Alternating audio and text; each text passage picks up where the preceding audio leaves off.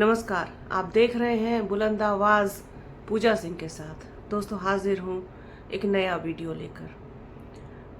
जिस तरीके से हम बात करते हैं बसपा के बारे में, बसपा सुप्रीमो मायावती के बारे में, आप दर्शक उसे पसंद करते हैं, सराहते हैं, अच्छे अच्छे पॉजिटिव कमेंट्स मेरे वीडियोस पर देते हैं, उसके लिए आप सभी का दिल से शुक्रिया। बसपा सुप्रीमो मायावती एक लंबे अरसे से सत्ता से बाहर है, ये बात सभी को पता है। पिछले कुछ सालों में उनकी जो गतिविधियां थी वो बिल्कुल शून्य के बराबर हो गई थी। मुझे लगता है कि उन्होंने बहुत कोई दिलचस्पी शायद न दिखाई हो उस वक्त। उन्हें शायद भरोसा रहा हो अपने लोगों पर, अपने समर्थकों पर, अपने कार्यकर्ताओं पर, अपने नेताओं पर और जनता पर भी, जो उनका हार्डकोर समर्थक है उन पर। लेकिन धीरे धीरे ये भरोसा डगमगाया और आते आते आखिर तक टूट गया। लेकिन पिछले कुछ समय से एक बार फिर से जुट गई हैं बसपा सुप्रीमो मायावती सबका भरोसा जीतने के लिए और सबकी उम्मीदों पर खरा उतरने के लिए। 9 अक्टूबर की रैली में उन्होंने वादा किया कि 2027 में सत्ता में वापसी करने के लिए, 2027 को बसपा के नाम करने के लिए वो किसी भी हद तक जाएंगी, ये वादा किया उन्होंने। चूंकि बसपा लंबे समय से सत्ता से दूर है, बसपा सुप्रीमो मायावती की कोई जो गतिविधियां हैं वो भी जीरो के बराबर ही थी। लेकिन कल एक ऐसी घटना हुई जिसने ये सोचने पर मजबूर कर दिया कि भाई बसपा सुप्रीमो मायावती एक लंबे अरसे से सत्ता से दूर है। उसके बाद समाजवादी पार्टी की सरकार आके रह के चली गई। 2 बार से उत्तर प्रदेश में योगी आदित्यनाथ की भारतीय जनता पार्टी की पूर्ण बहुमत वाली सरकार है। लेकिन इतना सब के बावजूद लोगों को न्याय का भरोसा सिर्फ और सिर्फ बसपा सुप्रीमो मायावती से क्यों है ना? बहुत अजीब सी बात क्यों है? मुझे लगता है शायद इसलिए है कि बसपा सरकार ने जो काम लोगों के लिए किए, जनता के लिए किए, बहुजन समाज के लिए किए, आम लोगों के लिए किए, आम जनता के लिए किए, विकास के काम, नौकरी के काम, रोजगार को दिलाने के काम, बहुत लोगों ने नौकरी पाई जब बसपा की सरकार थी। यदि मैं प्रयास करती उस वक्त तो शायद मुझे भी मिल जाती, क्योंकि शिक्षा तो लगभग उतनी हो ही चुकी थी। खैर, ये एक अलग विषय है। तो 69,000 शिक्षक भर्ती वाला जो मामला है वो कहीं ना कहीं अटका पड़ा है। लोगों को इंसाफ नहीं मिल रहा, लोगों को उम्मीद नहीं, किसी से भी नहीं, मौजूदा सरकार से तो बिल्कुल नहीं। इसीलिए बसपा सुप्रीमो मायावती के दरवाजे पे पहुंच गए शिक्षक न्याय मांगने के लिए। उनकी आखिरी उम्मीद बसपा से ही। ये चीज बसपा सुप्रीमो मायावती को बेहद खास और अलग करती है दूसरे राजनेताओं से। बसपा सुप्रीमो मायावती पर लोग भरोसा करते हैं, उन पर विश्वास करते हैं। वो जानते हैं कि उनकी आवाज कोई बहुत सही तरीके से, बिना भेदभाव किए, बिना जातीय भेदभाव के, बिना धार्मिक भेदभाव के, बिना लैंगिक भेदभाव के अगर कोई उठा सकता है तो वो सिर्फ और सिर्फ बसपा सुप्रीमो मायावती है। इसी उम्मीद को लेकर के 69,000 शिक्षक भर्ती वाले मामले को लेकर कुछ शिक्षक बसपा सुप्रीमो मायावती के आवास पहुंचे, नारे लगाए, न्याय मांगा, दुहाई दी, सब कुछ किया। तो ये जो विश्वास है, ये बसपा सुप्रीमो मायावती की सबसे बड़ी पूंजी है। जनता का विश्वास, लोगों का विश्वास, और बसपा से जो उम्मीद लोग करते हैं, वो उम्मीद, मतलब अगर कोई किसी से उम्मीद करता है तो आप ये समझ लीजिए कि बहुत भरोसा होगा उसको, तभी उम्मीद करेगा, है ना। किसी बहुत खास व्यक्ति से, बहुत अपने व्यक्ति से जब सारी उम्मीदें टूट जाती हैं, तभी किसी ऐसे व्यक्ति के पास आदमी जाता है ये सोच करके कि यहाँ से मुझे शायद कुछ मिलेगा, मुझे न्याय मिलेगा, मुझे इंसाफ मिलेगा, मेरे लिए कुछ तो होगा, कुछ तो वो करेंगी या करेगा, तभी उसके दरवाजे पर इंसान पहुंचता है। हर तरफ से निराश और मायूस हो चुके 69,000 भर्ती वाले मामले में जो शिक्षक हैं, वो बसपा सुप्रीमो मायावती के यहाँ पहुंचे। क्या है पूरा मामला, आइए थोड़ा सा आपको बताते हैं।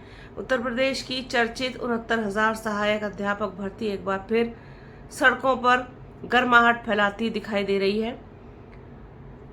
शनिवार से जारी आंदोलन रविवार को और उग्र हो गया है, जब बड़ी संख्या में अभ्यर्थी बसपा सुप्रीमो मायावती के लखनऊ स्थित आवास के बाहर पहुंच गए।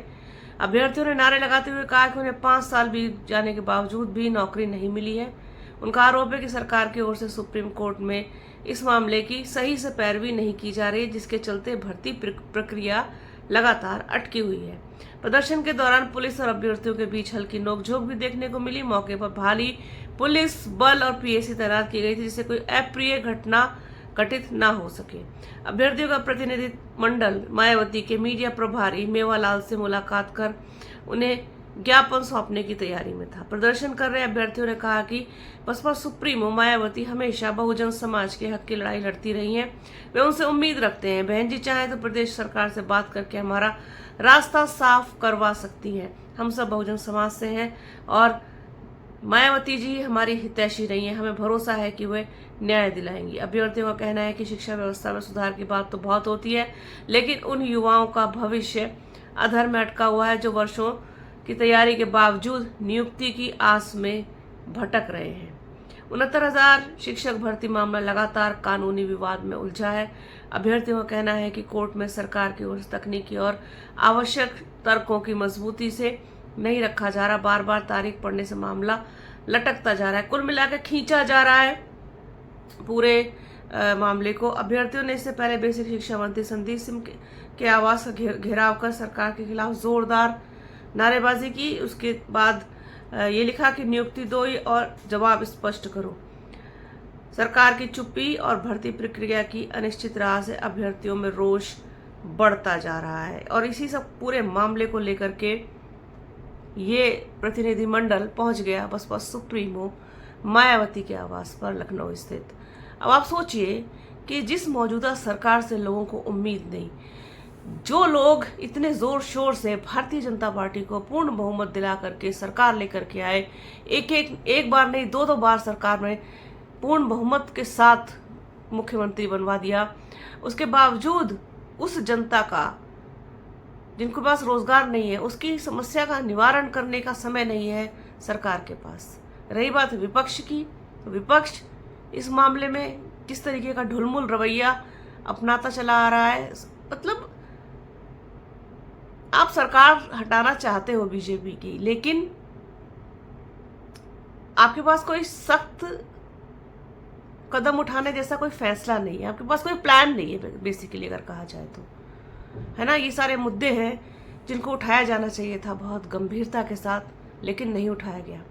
अब आखिर में लोगों की उम्मीद बचती है बसपा सुप्रीमो मायावती।